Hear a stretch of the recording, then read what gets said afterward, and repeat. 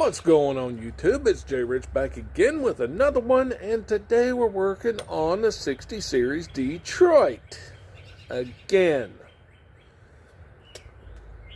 I've had this problem ongoing now about every 50,000 miles. This particular hose blows out. And I'm hearing it ever so slightly. And some of you know what I'm talking about, when you just hear something that just ain't right. And on my boost gauge, it's only showing about a 1 pound loss. That's what it's showing.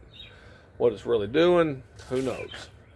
But, like I said, this is every 50,000 miles, so this is my third time replacing this hose. If there is a permanent fix that you know about, please leave me a comment down below. While you're here, go on ahead and hit that subscribe right there, and on your way out, give me a like. Much appreciated. Let's get into it, and I'll show you what I'm talking about.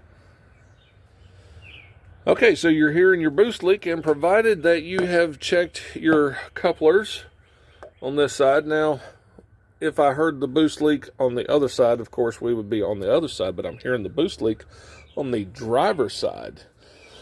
And what we're specifically looking at is this blue hose right here that comes from the intake, and it runs along and behind your air compressor. Let me grab my flashlight and get a little light on there. Yeah, see that hose clamp and the big rip in the hose? Yep, that's my problem right there.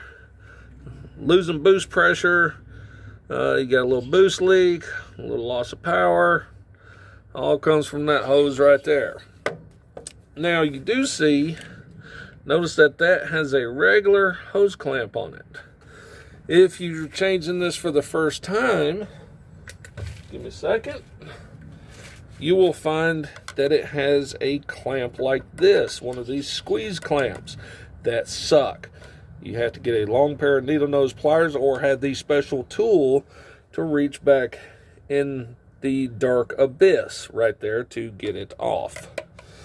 So, if anybody knows of a permanent fix for this, like maybe adapting to a stainless braided line, which would probably require removing the air compressor and removing the fittings to do a screw-on style, because this is just a slip-on with a hose clamp.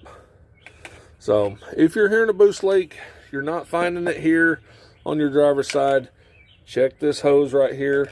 We're not going to go into how to get it off or anything. It's pretty straightforward. Get the clamps out of the way. They slip off on both sides. And yeah, check that first for your boost leak if it's not here. Anywho, I'm J Rich. Give me a like if you don't mind. Leave a comment down below, like I said. And as always, keep your knees in the breeze and the shiny side up. We'll be seeing you.